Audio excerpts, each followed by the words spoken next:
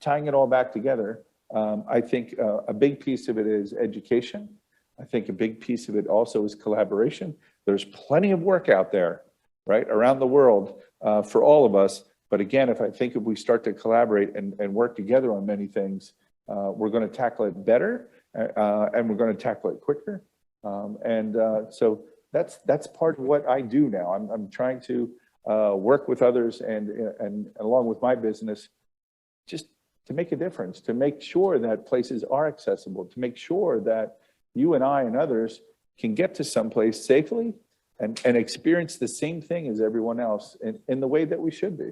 So, company, for-profit or not-for-profit? It's for-profit. Absolutely. Yes. We want to make revenue. Yes. Okay, so, and I think there's another distinction that comes with that in this concept that we have to be a not-for-profit or a charitable organization to receive gifting from. Right. No, your information is valuable. Correct. You should be for-profit and demanding what the market should say. So, and nonprofits have to be profitable as well. So absolutely. We have to understand that too.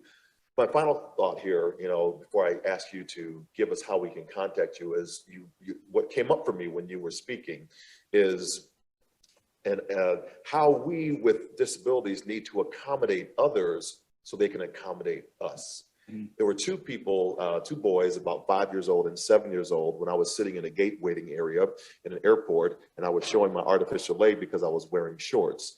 And the two boys were talking to their mother, their matriarch. And these two boys had made a very new discovery. They were saying, "Mom, look at his leg, look at his leg. There's Robot Man," right? Mm-hmm. And so I heard them and chuckled, but something else happened.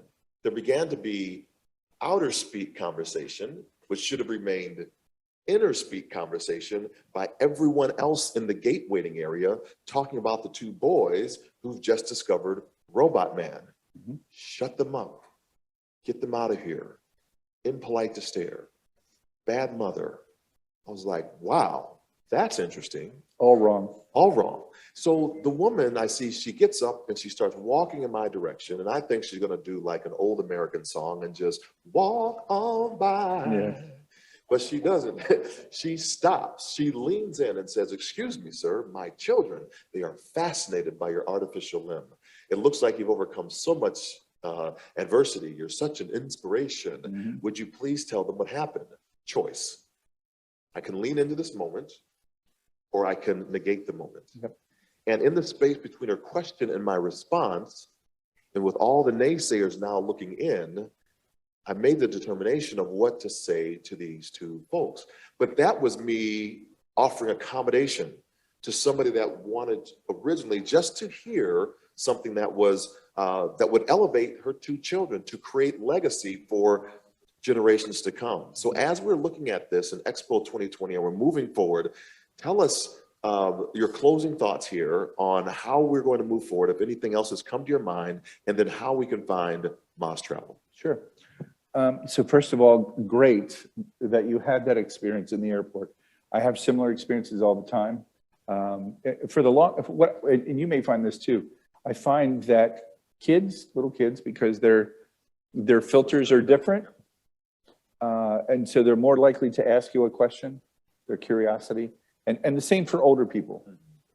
It's the people in between the ages that are just like, "Oh, leave them alone. Don't talk to them." When I'd rather, again, go back to education, I'd rather tell someone, "I'm using a wheelchair because," right? I had a diving accident. I was 18, dove into a foot of water, broke my neck. This is what happened. Life went on. The big guy threw me a curveball. You go with it. And I always make up stories. Well, you can do that too. Well, yeah, you can do that. I don't recommend that, but you can. So alligators. Yes, I think it's a great opportunity for education, right? Yeah, I'm glad that you leaned in and worked with these little two kids and the others listened. I think that's the right thing to do. For getting to your other question, how can people reach me? I've got a very, very simple website, and that's by design, that's by purpose, because I've found that most of my work, we'll go back to word of mouth. I've built my reputation over the past 30 plus years. People have contacted me. And so finally somebody said, you need to get a website out there. And I said, why? Because I'm full. I've got all this business.